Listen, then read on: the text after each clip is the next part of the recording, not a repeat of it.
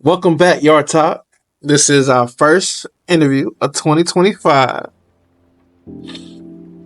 Yeah, it's gonna be a good one. It's gonna be a good year. Y'all, we got some artists in here for you, and it's gonna be a good one. Y'all know me. It's Big T. We are back, and we back better than ever. This time we starting off a little different. Starting off with not just an artist, but really a poet.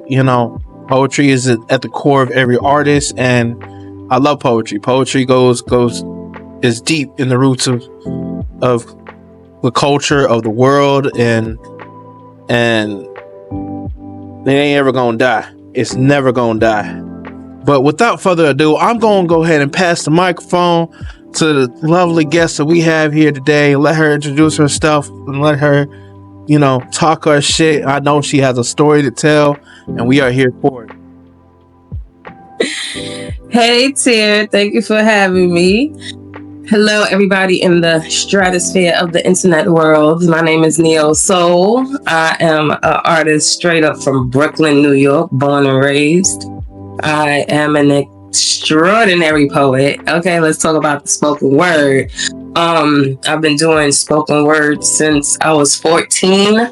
My first poem I wrote at 9, but I really started performing when I was 14 at my old school, Harry Van Arsdale. That's where it all started. And yeah, I'll save all the rest of the answers for the questions. There we go. Yeah, coming out of Brooklyn, man. What's that like? Brooklyn is crazy. Yeah, it's getting bad. The ice cream man has been seen all over Brooklyn, picking up new customers. So if nobody likes ice cream in the winter, I suggest you stay away from that area of East New York, Bushwick, Brownsville. It's a lot of places, Unfortunately, we have a new administration, so things are starting to turn up, and it's gonna get worse. I will say this though, for the past 5 days, New York City as a whole has not had a shooting victim in since 30 years ago. This has been the longest streak we've had without someone getting hurt by gunfire. I don't know if it's because of winter, but I'm gonna say it's because of winter, so that's a good thing. Brooklyn is cool though, because clearly it's not crazy enough. We have a lot of gentrification going on, so clearly Brooklyn is not that crazy. But for the natives, the ones that's born and raised here, yeah, it's getting crazy because people are pretty much kicking us out, like trying to ease people out with these high rents, and it's crazy. Like a lot of these busted hotels we have in New York have turned into shelters. So, the ice cream man has been found over there too. So y'all be careful at these shelters. Yeah, definitely be safe. Damn, got it going on in the East Coast and out there in the West Coast. Do it up for LA, man. They still on fire. They still struggling, but they gonna push through. We gonna push through with this real shit. Uh-huh. So poetry, yeah. What's the story with that? That's journey with that. Yeah, I would say it started as a mental health thing because I was being bullied in school, and I know that words hurt because, as you see, I'm plus sized. I've always been plus sized. I've never been a small child, a teenager, or an adult. So I had to deal with a lot of name calling, a lot of people bullying me, physically taking my things.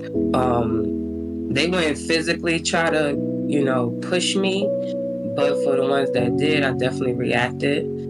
And so because I'm not naturally a fighter, I figured that I could take the idea of the dozens and the spirit of battle rap and become a poet that uses my words to put fear in people, but fear in the sense of watch what the fuck you say. Like, watch how you treat people. Just, it doesn't take nothing to be kind. It really costs no money to be kind to people. And so I wanted to be that voice for the underdog, because naturally I stick up for the underdog because I know what it's like to be ostracized. I had a saving grace, which happened to be my hair. And the reason I say that is because that was the only other thing besides my poetry that people liked me for. And I used it to my advantage so I wouldn't get picked on. So if poetry didn't work, my hair worked for me, you know? And it's sad that as children, we have to think of ways to appease other people in our skin, something we didn't ask for. So because I can't control how I look, I'm a child. Like, yeah, I'm chubby, but guess what? I was breastfed for 5 years. Nothing about me is unhealthy. My mother made sure when she created me, she made sure she put in good ingredients. And so that is why I go so hard in poetry, because I want little girls who look like me to know that you could definitely, you know, reach the skies and do what you love and make it in this world. I haven't made it to the level I want to make it, but seeing how far I came from then to now, poetry has definitely played a huge part in my development as a person and an artist. Yeah, like, it's funny because my reality was I had a lot of rappers around dance. I was a dancer, so that was another hurdle that so like dance was my original talent that I started out with. And I was about 8 years old when I became a ballerina. You know, it wasn't tutus and shit like that, but it was definitely ballet. My instructors, well, not just ballet.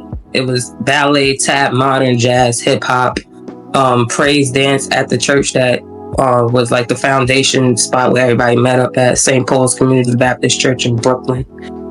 And I also did, yeah, that's about it. The different levels of dance. And you know, I started at 8 with that. And then by the time I was 12, I'm not sure if my mom couldn't afford to send me no more, but I think that was what it was, because I couldn't go to dance anymore.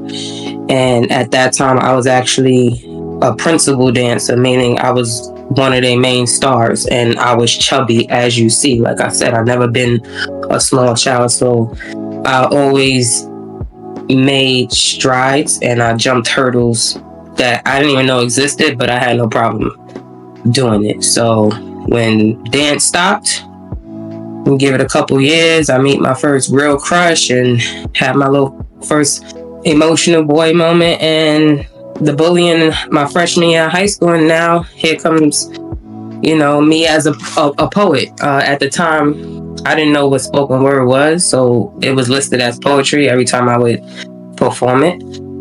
And at that time also there was deaf poetry, so that was a big thing at that time in the early 2000s. Yes, I'm telling my age. It was a huge platform for unknown spoken word artists, and just artists in particular who dibble dabble in poetry, but like the spirit of it, how to perform it, I learned that on my own. Like the stage is home for me. It's something very familiar for me. So as far as taking up space, being dramatic, I'm all for it, and I was very good at it. So it was nothing to transition. And once I got a taste of the crowd loving what I had to say, oh man, it was like a high I've been chasing since, and it's gotten better. You know how sometimes the high you chase is not the high you get again?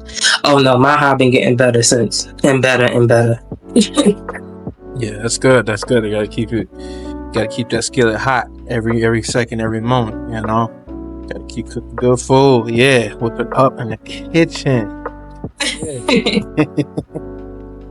That's funny you said cooking up, because every year after my first year in high school, the bullies, like some of the bullies would come to me and like wonder, am I gonna perform this year? And literally every year in high school I was asked, are you gonna perform this year? Are you gonna perform this year?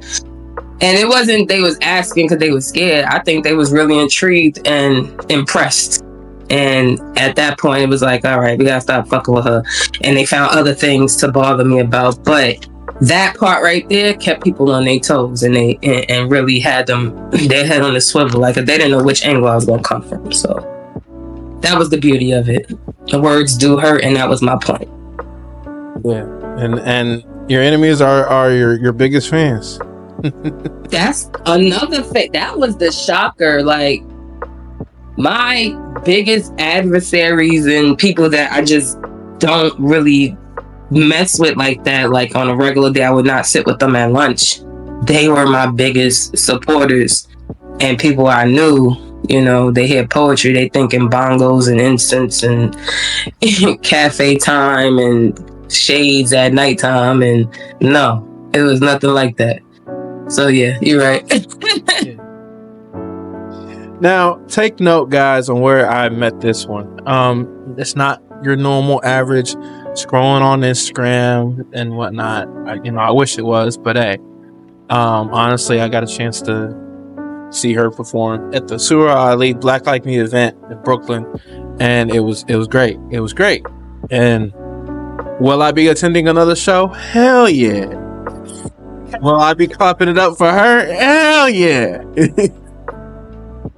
Like, that show was phenomenal, and I do not regret going. I'm definitely getting out more this year to go to many more different shows, different events. We outside. Poetry related, you know. I gotta build my presence for Yard Talk. So take note, if you in the Philly, New Jersey, New York area, let me know about some shows going on. I'm gonna be there. I'm gonna be there. Connect, you know. Like, real shit. Take note. It's gonna be good. It's gonna be a time. Speaking of a time, what was it like making your first poem? I don't remember the process. I remember the name of the poem. It was called The Look in Your Eyes. And I remember it definitely was about a boy. I can't remember which boy. Clearly he wasn't important, but his impact was probably enough for me to write it. And it was pretty much like talking about someone who was denying their love for someone, but you could see it in their eyes that they're kind of playing games. It was very short. But the actual poem I performed, I believe it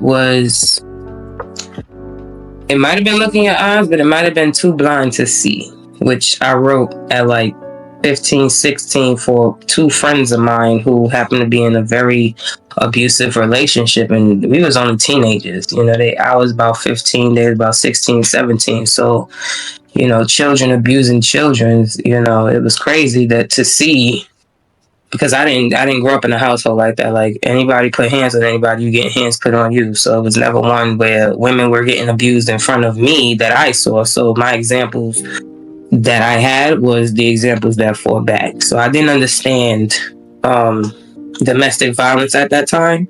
So it definitely came from a place of reminding her of her strength and that she's better than what the situation is and she can get better. It was published in a magazine that was out at the time called Mahogany Blues. Shout out to Shadaga and Damali Abrams.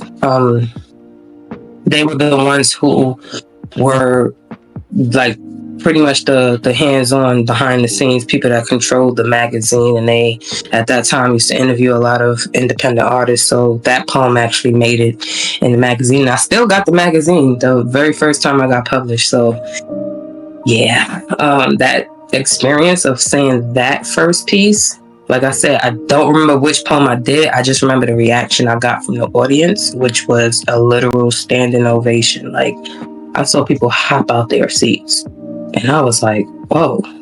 Like, I thought dance was something. And I used to get people excited when I danced because I was one of two chubby girls who could move her ass. Like, I was getting busy. So when I got that taste of how hip-hop artists feel when they get on stage, I was like, oh, nah, I need this again. Yeah, definitely. That's, yeah. Have you ever gotten any constructive criticism from your poems? No. It's funny because I never got that mentorship from older poets. If you clearly you came to the show Black Like Me, and where you were sitting, you know, me and my mom was sitting like a few paces from you. If anybody ever came to a show and saw me at the show, 9 times out of 10, my mom is with me. So being that she's always with me, and I keep a small circle. I don't really keep people around me like that. But being that she's with me, a lot of the times I would be at places that I was underage, but because I was performing, they let me in. Never once did an older poet ever come to me and say, like, you know, you could do better, or, you know, if you do it this way. Like I told you, it was just I don't know if anybody follows astrology, but I'm a Leo, and anybody know Leos. We're very creative, very dramatic. We love the stage. Like, we're the best entertainers by far. And I'm a Leo stellium, which means I got 5 placements of Leo. So there's a bunch of creativity in my body that I just need to get out. And at that time, it was that type of vibe. Like, I just needed to get out all this creativity out. And ever in the history of evers, did I ever get advice from a poet or tips, anything? At my age now, I'm the one actually giving the advice. I feel like based on my level of talent that I didn't even know was at that level, I feel like I'm just one of those people that didn't need that. I needed encouragement to keep going. I needed people to say, wow, you're really good. You need to do something with that. Because I already knew the topics I wanted to talk about. I knew the type of inflection I wanted to give based on that topic. So if they did give me advice, you know, I would probably take it, but I don't recall ever getting any kind of advice from anybody, even now. It's funny because I get I get encouragement from poets that legit came out within the last 5 years, and they'll see me on stage and like let's say I compete in the slam or something, and they're competing against me and they actually beat me. They'll come to me and be like, you know, you did really good, next time just do it. And I'm looking at them like, child, I don't need your advice. I've been doing this before you even thought about writing poetry. I was doing this when you was in diapers, baby. I don't need your advice, but thank you. I appreciate it that you feel that big to try to critique my work. Like, never in the history of evers. It would never ever like, if it's an older poet that's older than me, yeah, I'll take their advice. But as far as content creation, but as far as like how to perform it, I feel like I'm the example. I'm not even trying to sound cocky. I feel like I'm one of those poets that are looked at and followed because of how I present myself on stage. I see myself a lot actually when I'm at a show.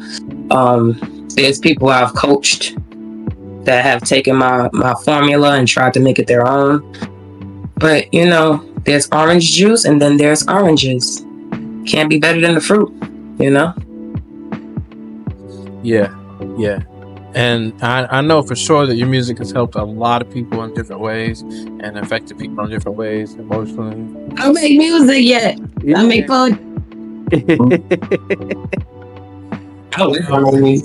Even affecting some of the men and women out there. I know you got a couple that do that, and that's inspiring. Like to be able to touch people in that kind of way. Yeah, that's deep. I have one poem that's like that. It's called "This Is For You." It's gonna be 11 years old this year. I realized how long ago I wrote it and how relevant it still is to this day. I wrote it when Michael Brown was murdered, the day before my birthday, August 9th, 2014. And there's plenty of pieces I heard that were dedicated to Black men. In particular, that's who I was aiming for, you know, but any man of color who's been ostracized by the system and overlooked because of the system, I wrote that piece for them. And that piece has given me respect amongst men. Like, I can't talk about a man's struggle because clearly I'm not a man. But obviously, my observation of men's struggles was enough that every time I perform the piece, I'm either getting a big bear hug or somebody's father is crying literal tears in my arms. Like, it's that particular piece, I don't say it much, but when I do say it, it really does hold an impact on people. And I think it's because of the tough love approach that I took with it. Who are some specific poets that you get inspired by to help you create your poetry? Are they known or unknown? So the known ones, I would say DMX.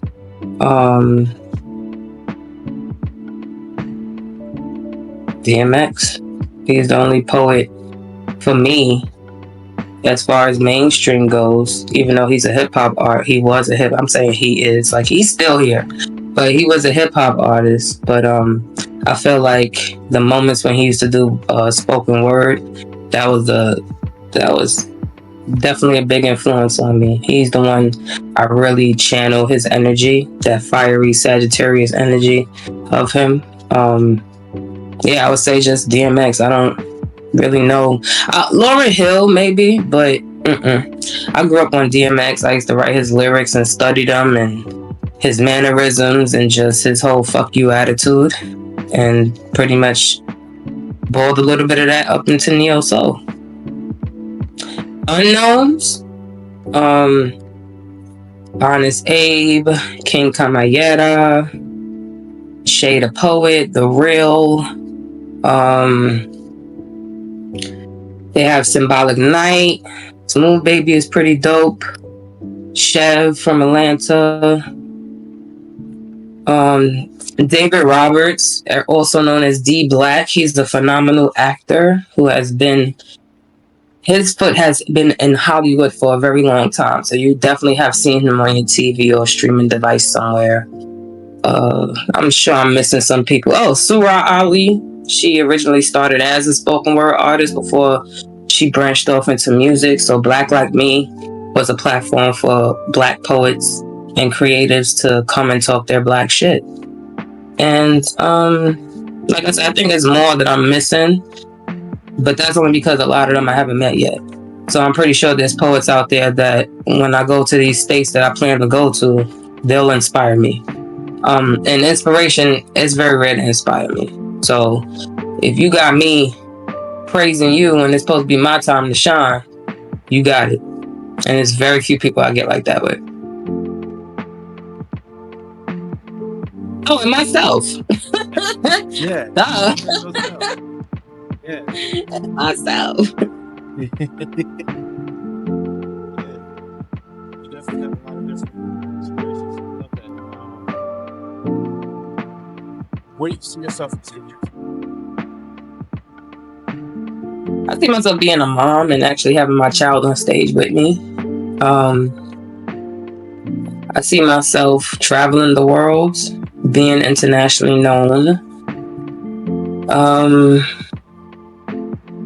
I see myself at peace finally, because I've gotten and put all my demons on paper.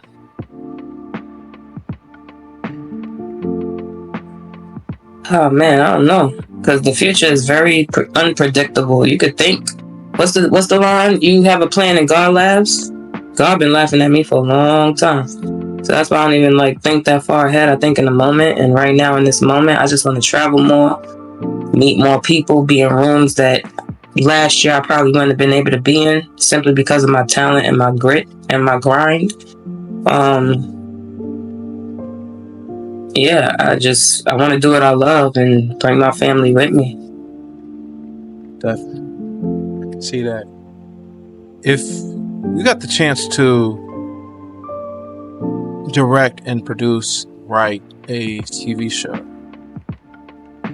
how would you incorporate your artistry, your poetry into the script, into the writing of the show, and the visual representation of the show?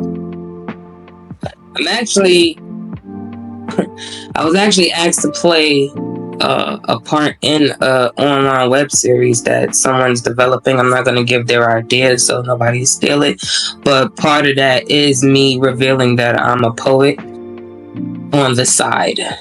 My profession in the show, I'm a detective, so it's like a contrast of worlds. And if I was to do something like that, it would be definitely along the lines of like a double life type thing. I always like shows like that, the spy shows, the ones that you gotta, it's like a mind fuck. Like, oh shoot, that was her that whole time.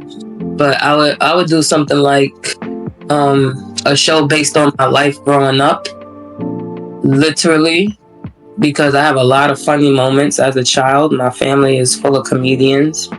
So it would be a show that would showcase Afro-Latino culture, Caribbean culture. We've had Afro-Latina and Latino actors and actresses, but there was never like a main character and their culture was showcased. You only found out they was Afro-Latino if you looked them up on Wikipedia or something, but they were considered black on TV. No, I would do a show where dark-skinned Puerto Ricans like myself, Boricuas, dark-skinned Boricuas like myself get a shine and have some type of talent. I would do, again, the double life. I would be like a spy or something. I don't know. Maybe a kid detective. Who knows? I don't know. But the little me character would definitely be a comedian and use poetry as an escape. That would be the theme of it, because mental health has always been a part of my journey. Yeah, that's what I would do. Yeah, I love that. Yeah, I can definitely see the vision. I will. And it's not still my show. Run me my coin. Okay. Also, our umbrella company to Yard Talk is Highly Advised Productions, which is also my creation. So yeah, it is a production company. So if everyone would like to really get into film and help create and build this platform, by all means, for other fellow creators to really get the shit go in the right direction. Yeah. Yeah.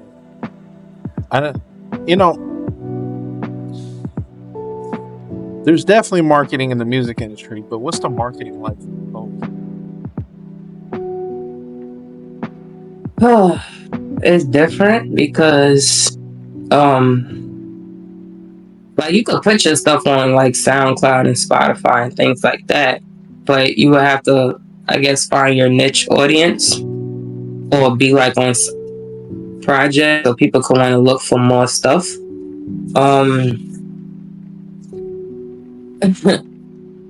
Marketing for me, how I market myself, it's always looks first impressions matter. So like I've always been that poet. When I first started out, I used to dress very dainty. I would wear heels, skirts. I would be the most girliest looking thing. But when I get on that stage, DMX came out. Yeah. And it used to shock people because they was expecting me to talk about birds and bees and flowers and trees and shit. And I was coming up here talking about the ills of being a child in Brooklyn, or, domestic violence, or being in love with someone that's not in love with you. It would be a lot of hard-hitting facts. And yet my appearance would be digestible. And that was the whole point, because like I always tell people, being dark-skinned and being a plus-size woman is two disadvantages against me. So the only thing I got really going for myself in other people's eyes is I better deliver to the highest that I can deliver when it comes to performing, because they're already prejudging me based on how I look. Now, if I stroll in a place with some fly J's on my feet, a nice little sweatsuit, and looking real cool, I could join their little reindeer games. But now they looking at me like, okay, what else she got going? So when I get on stage, that's the moment that I guess the marketing really goes up, because it's like, oh shit, I didn't expect that from her. And I've gotten a lot of opportunities because of that. I even advise some artists. Like, I feel like sometimes I'm a part-time stylist because the looks that I put together for people and myself, it really works. So for me, marketing poetry, my poetry, it starts off with the look because I already got the performance down. And really how you draw your audience in.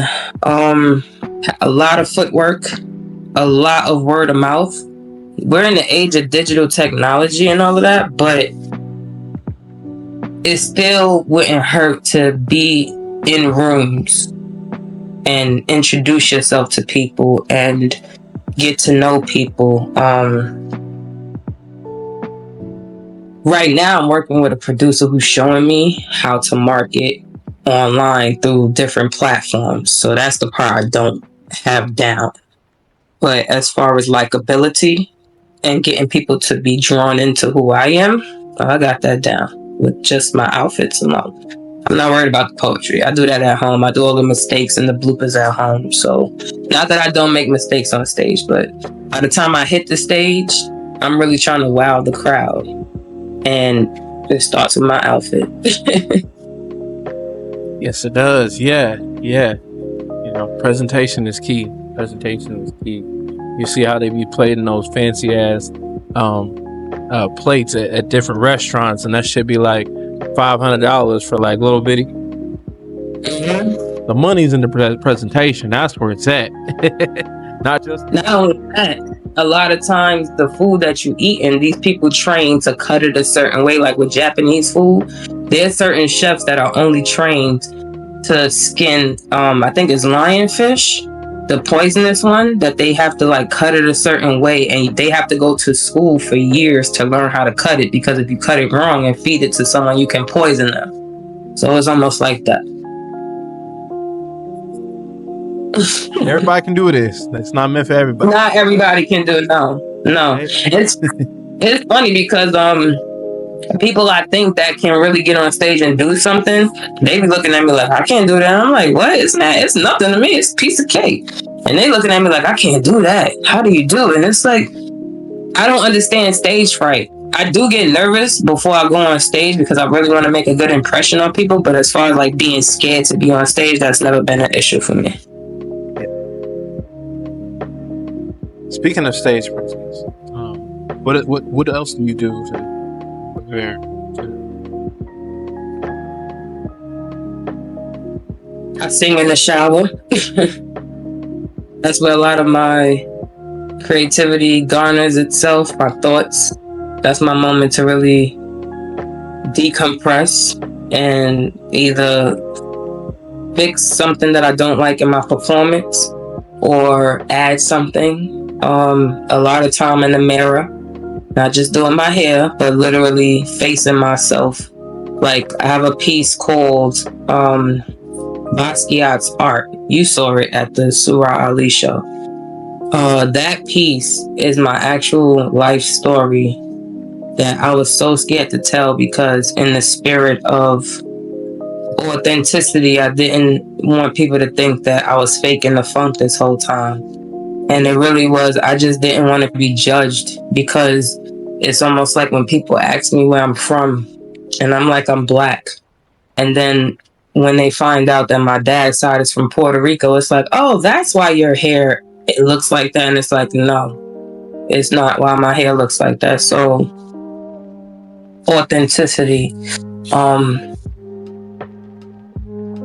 That piece, Basquiat's Art, like, when I tell you the amount of strength it took to reveal a lot of what I revealed in that poem, like, I cried the first time I performed it. I cried on stage and had the audience crying with me, that it got me a perfect score. And I was like leaving based on that poem. So that piece right there, that really tested me. And it was really, honestly, it was a lot of time in front of the mirror, just facing me and saying the words to myself. once I got comfortable saying it out loud and not feeling like embarrassed or anything, it was a go from there. I was able to channel that pain and turn it into comedy. So sometimes when I perform the piece, depending on how I feel, it might end up being a very comedic piece. Or depending on how I feel, it may be something that's very deep and profound and might cause me to shed a tear or two. But it's been a minute since that's happened, which I feel means that I've gotten over the hurt and that part of my life. And now that people know more about me, I'm able to live my life as who I am. So just because I'm a little aggressive, it doesn't mean that I'm gay or something. It's like, no, I'm a girl that grew up in Brooklyn. I'm a firstborn, only child, eldest daughter type vibes. Like, girls who are like me, we have tough demeanors. There's nothing we can do about that. I'm supposed to be timid in a world that hates me ultimately. Like, seriously? You see all this shit happening with this affirmative action and things like that. Like, the world don't like me. They only want me to entertain them and maybe screw them from time to time, because you got undercover big girl lovers out there. So it's like, the world really don't want to see me shine. I have to want to see me shine. And that means revealing parts of myself that are very uncomfortable and showing poets that it's okay. But only you can tell it. You could tell your story to somebody else, but it's better if it came from the horse's mouth. Yeah. That shit though. Damn. Shit is deep. That shit cuts deep. But with deep cuts, as it heals, it shows growth. Yeah. A lot of scabbing. The deeper the cut, the harder it is to close sometimes, but that scar is always a reminder of battlefield time. Yeah. And as an artist, personally, that's our battle. Being an artist is the battle, lifelong battle. Choosing that. Yeah. See.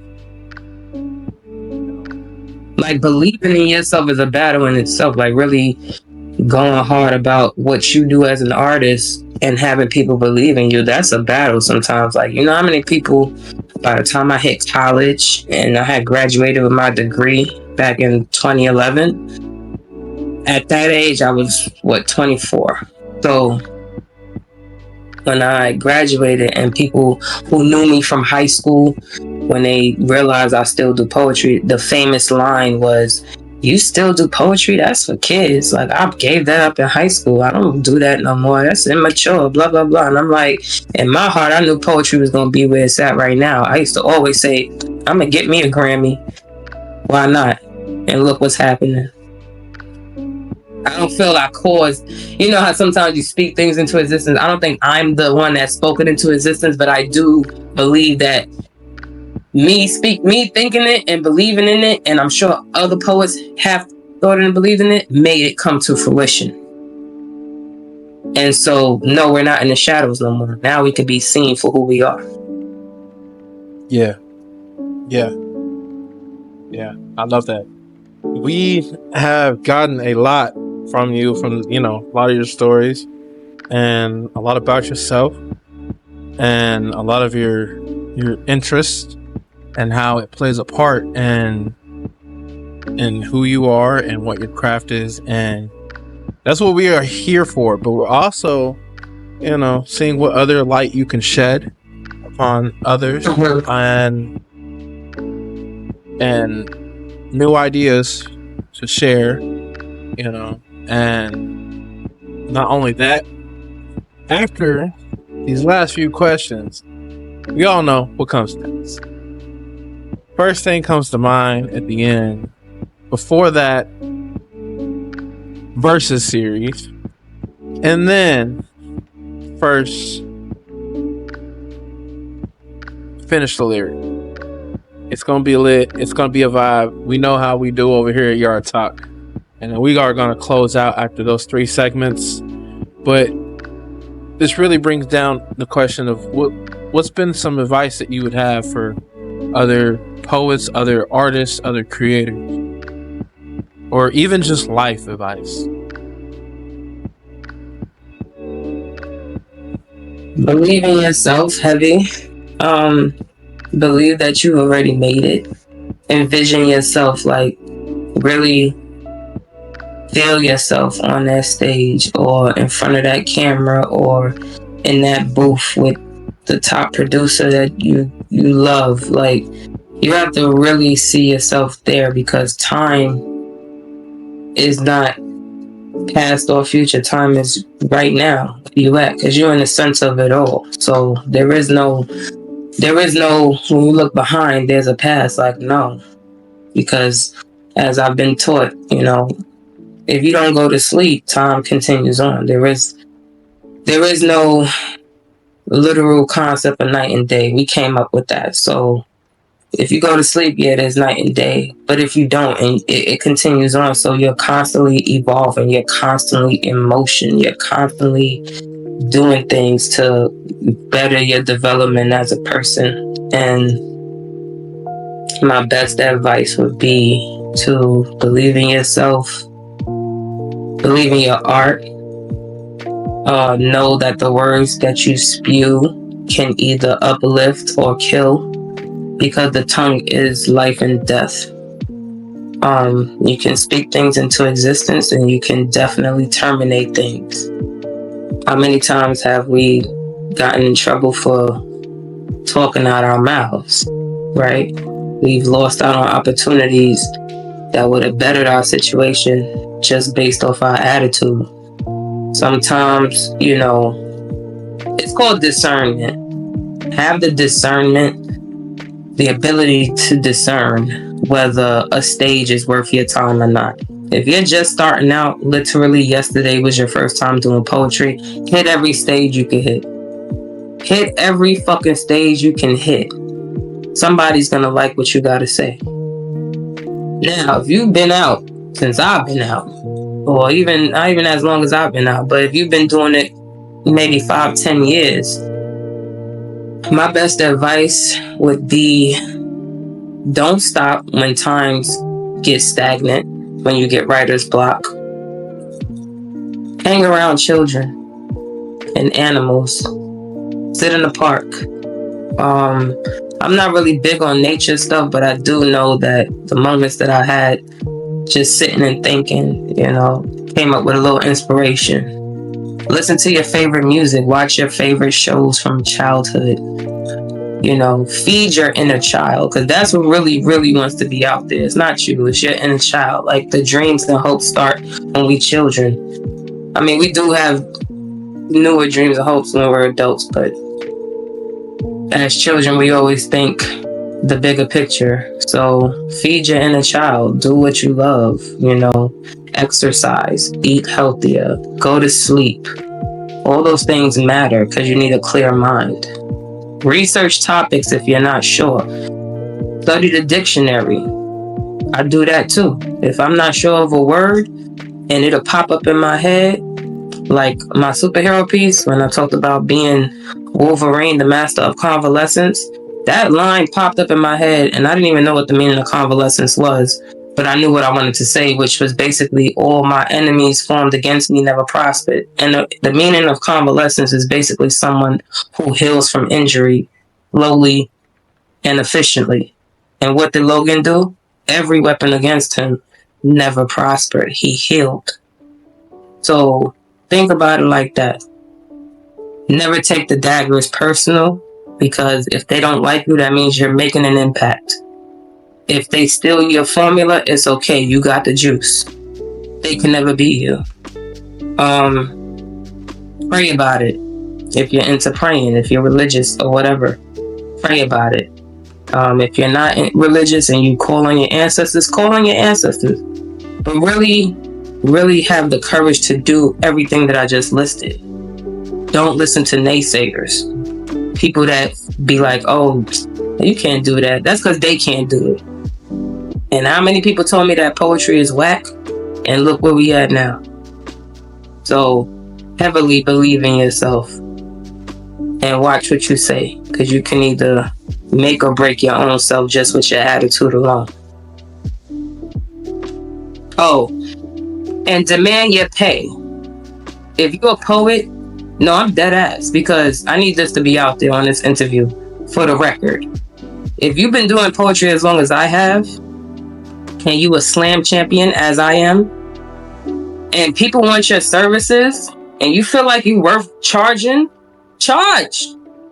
Have something worthwhile. Have some product. You know, have something people want to buy. I'm the last person to talk shit because I ain't got shit to sell to nobody. But I do know that, you know, product does sell. I watch my fellow poets do it. And it's not that I don't have product because I don't want product. It's just, like I said, I have so much creative energy in me, I don't know what to put out next. So I just focus on my poetry. And hopefully with those opportunities, I'll be led the way I'm supposed to be led. So yeah, definitely have your product, believe in yourself, and watch what you say. Yeah. I love that. Yeah. Spoke your shit. Spoken word. Yeah.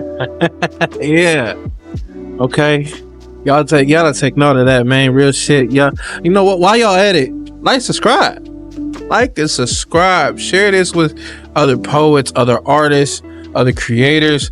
I promise you that you're not missing out on learning her story, and you're not missing out on learning any of the artists or creators we've come in contact with, and you're not missing out. Like, you won't be like, check it out, get to it, like, subscribe. It's gonna be worth it.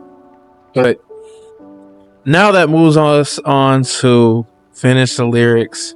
So, you know, I'm gonna make it easy on you, saying an artist, and then that'll at least give you the chance to kind of scroll through the songs. We're gonna start off with Tupac. I'm a straight rider, I won't deny it. You don't wanna fuck with me. Yeah. With me. I don't know that song much, but I like that part. Yeah. I can't deny it. I'm a fucking rider. That's what I said. Dun, dun, dun, dun. I love that beat, yo. Okay, we got Kanye's song. It's something that you need to have. And when she leave your ass, she gonna leave with half. 18 years, and on the 18th birthday, found out it wasn't his. Yeah. Nice. Go, digger. Alright, we got a Chris Brown song. It's a Lil Wayne verse, though. Man, fuck these bitch ass niggas. How y'all doing? I'm Lil Tucci. I go stupid. That's all I remember. I'm a new. I go stupid. Yeah. Yeah. My bad, easy. Yeah. Okay. What we got on here? We got Michael Jackson. Okay. People always told me, be careful what you do. Don't go around breaking young girls' hearts. And mama always told me, be careful who you love. Be careful what you do. Cause the love becomes the truth. Hey, Billie Jean is not my lover. She's just a girl who claims that I am the one. Yeah. But the kid is not my son. That's what I said. No. Yeah. Real shit though. We got Erykah Badu, lovely neo soul. It's ironic, It's ironic. It's so funny. I love it how you took the name of a genre, made that your name. I did. Well, before we stop, I didn't make that my name. I was christened that name by two college friends. They used to joke that I'm like Erykah Badu and Jill Scott and Mother Earth vibes and all that. So they came up with that name. They couldn't figure out what to call me, so I just stuck with it. Oh yeah, it fits. It fits every bit. It does. Badu. See, every time you come around, you gotta bring Jim, James, Paul, and Tyrone. All right, we got Ice Cube. Just in the morning, gotta thank God. I don't know, but today seems kind of odd. All I know is Mama didn't cook no pork that morning. That's all I remember. You're right. That's all I remember. My mom actually knows that song word for word. I kid you. I didn't even know my mother loved hip hop like that. So that song is funny you mentioned that song because she knows that song. Okay, I can't sing for shit, and I think this requires a lot of singing, but fuck it, we can still go and try this one. Okay. This is Usher song. Tell me why I should stay in this relationship when the hurting, baby. I'm not happy, baby. Oh, sing it again. Try to sing it. Shit. I can't remember how you sung it, honestly. That's Let It Burn. Let it burn. Right? Yes. When the feeling ain't the same and nobody don't want to. But wait, what's the lyric? I can't wait. Say it again. Tell me why I should stay in this relationship when I'm hurt, baby. I'm not happy, baby. Plus, there's so many other things I gotta deal with. There's just so many other things I gotta deal with. I think that you should let it burn. Claiming nobody don't want to, but you know, gotta let it go. Cause the party ain't jumping like it used to. Even though this might brush you. We got Cox up in this motherfucker, you feel me? So I place my heart under lock and key. To take some time and take care of me. But I turn around and you're standing here. How dare you get here? That's what I said. Nobody's supposed to be here. Yeah. Real shit. Yo, I sing. That was the first song I really learned how to sing. And one day I'm gonna do karaoke and invite you so you can see me sing. Got to. All right, we got Biggie. It was all a dream. I used to read Word Up magazine. So I'm Pepper and Heavy D up in the limousine, hanging pictures on my wall. Every Saturday, rapper tap, Mitch and Magic Molly Mom. I let my tape rock till my tape pop. Smoking weed and bamboo, sipping on private stock way back when I had the red black lumberjack with the hat to match. Remember rapping, dude? The hard. You never thought that hip hop would take it this far? Yeah, that's my shit. Yeah, let's get it. We got Bobby V. I saw you walking down to Melrose. You looked like an angel. Straight out of heaven, girl. I was blown away by your sexiness. Now all you have to do is catch up to you. Slow down. I just want to get to know you, but don't turn around. Yeah. That's my shit. All is my shit. Yeah, oh, that's my shit too. Real shit though. We got Louis Armstrong. I see trees of green, red roses too, for me and you. And I think to myself, what a wonderful world. Yeah. Okay, now that brings us to the Versus series. Temptations versus STAAXZ Brothers.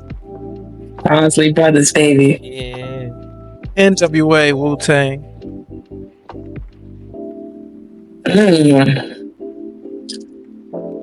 Wu-Tang. Deborah Cox, Mary J. Blige. Deborah Cox, hands down. What? Fayaz or Sir? Grand Fayaz. We got The Chronic by Snoop and Diary by Scarface. You mean The Chronic by Dr. Dre? I mean, yeah. Let's say, well, I got that album right this now. is my first time saying Snoop. You said Chronic and who? The Diary by Scarface. I didn't listen to Scarface. Definitely The Chronic. Capital Punishment by Big Pun, and then Doggy Style by Snoop. Doggy Style by Snoop. Okay. We got To Pimp a Butterfly by Kendrick, and then My Beautiful Dark Twisted Fantasy by Kanye.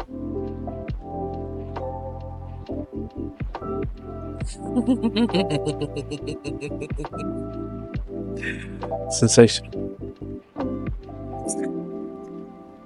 I would say My Twisted Dark Fantasy. I'm a Ye fan. I'm a Kendrick fan too. Damn, you gotta put two Geminis with a Pisces moon against each other. You can't do that. Because they understand me. Yeah. It's dangerous. All right, we got Illmatic by Nas. We got The Score by the Fugees. I didn't listen to neither when I was that young when it came out, but I would say based on personal impact, I'll go with the Fuji score. You got Rhapsody versus Queen Latifah. Rhapsody, because Queen Latifah left hip hop long ago. Like, I don't even know why they still can. She wasn't hip hop, but it's like Rhapsody. Yeah. Aquemini by Outkast or Demi Days by Gorillaz. Wait, say it again. Or who? Aquemini by Outkast. Demi Days. Aquemini. You got TLC versus Destiny's Child. TLC. Nicki versus Lil Kim.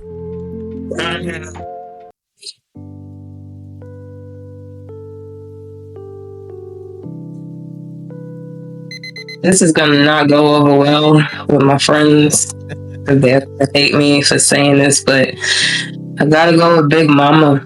She was the example that led to a lot of the girlies today. Okay, are you talking just the person or are you talking lyrical ability? Because damn, everything. It's not fair. I feel like Kim's lyrics in the 90s is the impact that Nicki has now with her lyrics. And it's because Nicki's version of lyrics is more popular, is why more people like her. She's very talented. I'm not discrediting her at all, but I definitely have to go with Lil Kim because she pretty much opened that door for sexy female rappers. Yeah. So we got Dru Hill versus Jodeci. Forever my lady. And then you got Tell Me What You Want. Dru Hill. I knew more of their songs. I definitely knew more of their songs. And this boy I liked, he was a Dru Hill fan, so it made me listen to them even more, and I fell in love with them. Deadass. You got Death Certificate by Ice Cube, and then The Blueprint by Jay-Z. Death Certificate is with no Vaseline, right? Yes. I would go with Death Certificate just because of that one song. Now we got TDE versus Dreamville. TDE? Yeah. Okay. Thanks. We got Escape versus SWV.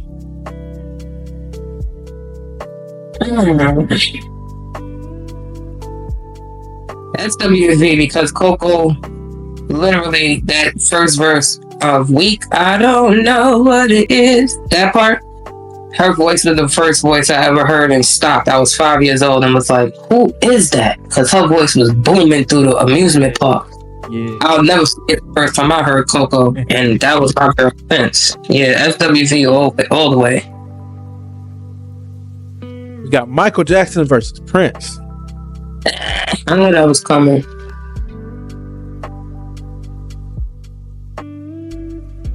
This is hard. Yeah. I don't think I could choose this time. I think I said the purple one a couple times, but then I think about MJ's impact at like while he was with Jackson 5 too, right? Yeah.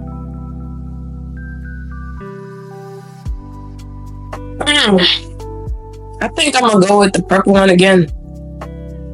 Simply because he played all his instruments. I mean, Mike came up with beats in his sleep and woke up, and that's how a lot of his songs were produced. But I just found something very fascinating about people that can do I'm very high when I said that. Do eye and hand coordination, because I'm not good with that. So him playing the guitar or the piano or whatever, and he's still singing like Prince, that impresses me a lot. Yeah. Actually. Ray Charles or James Brown?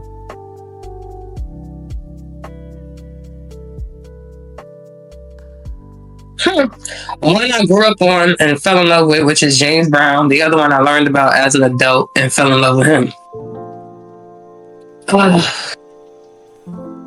The bigger impact for me, I would say Ray Charles. Even though I was in love with James Brown as like a 5-year-old. Like, you couldn't put on James Brown, I was not dancing. I could feel it. Like, but I gotta go with Ray Charles simply because that man was blind and had game, okay?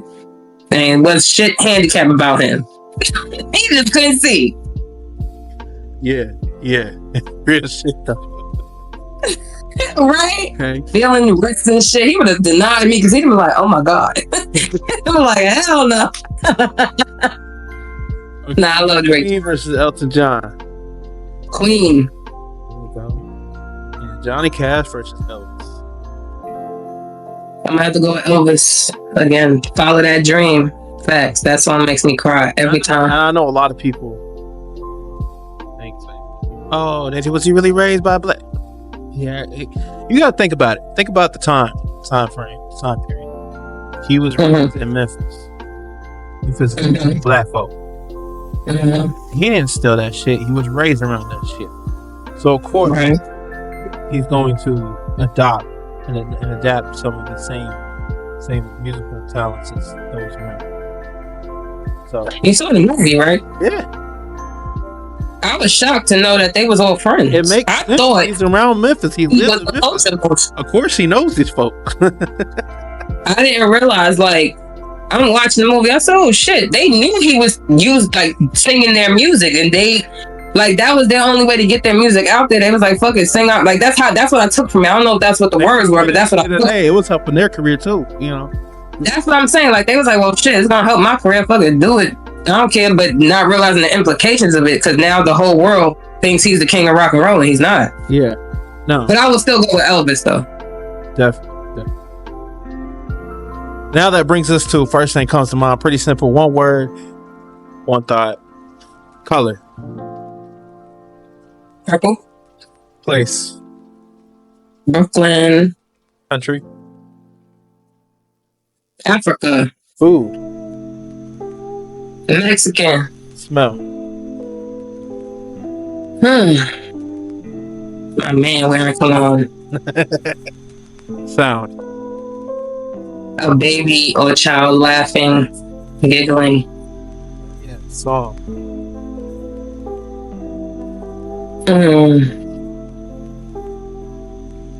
I don't know. I did not have nothing that came to mind except a song in my heart, because I always got to sing. Yeah, shoot.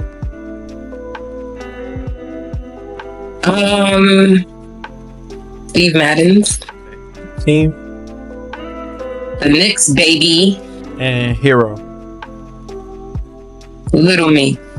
Thank you for doing what needed to be done to get me here.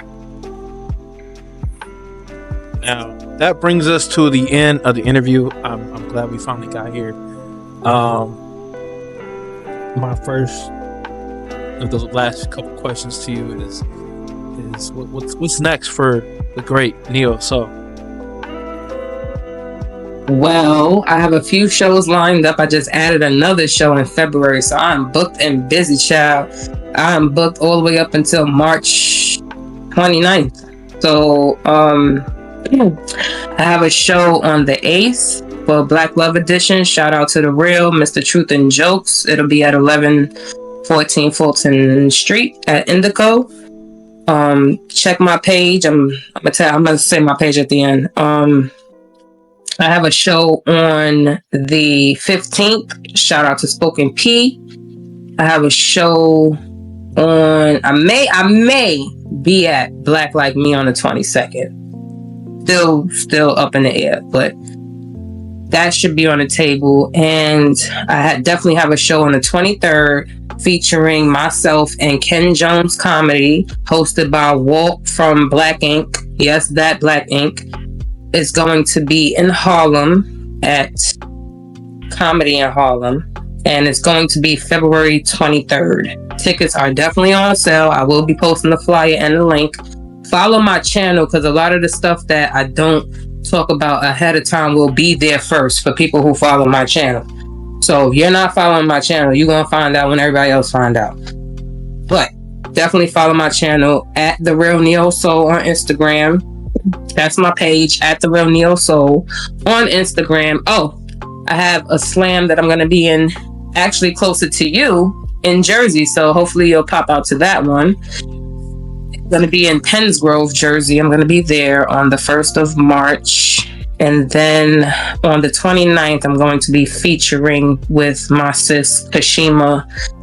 She's the host of erotic poetry. I forget the name of her show. No disrespect, Kashima, but her podcast is From a Heart of a Poet. So definitely keep up with that information because that show is coming up in the end of March. Yeah. Oh, if you into binge watching and web series and things like that, I am featured in a show called Foster Sin, like foster care, but foster sin as you commit a sin. So Foster Sin is the show. It's about the foster care system in New York, pretty much the tri-state area, but focused on New York. And I play a social worker, and it's 3 seasons. It's definitely binge worthy, about 12 hours of stuff. So get your popcorn ready, because when I tell you that story is drama. If you want to see what I fit in that, you can find it on Tubi and Amazon Prime. And other than that, I'm in the studio too, but ain't nothing going on right now as far as release time, so that'll come at a later time. So like I said, follow my page on Instagram at The Real Neo Soul and join my channel for all the exclusive content. Yes, let's do all the links in the description for all this information, and also when we shout it out. Last and final question: is there any questions you have for me? Are you happy it's finished? Yeah. For y'all, little backstory. This took like the 5th or 6th time. See, yeah, I think the first time, then the second time we linked up, it was 2 times. So that's 3. It's the 4th time. Yeah. See, took a minute. It took a minute, but hey, a lot of technical has succeeded. Yes. But y'all know the energy. We all like, subscribe. It is me, Big T, on the nothing but the late, not the great, but not the late, but the great Neo Soul. And man, stay tuned. Y'all know how it is, how we do. Yeah, we out. You feel me? Yeah, you know what it is.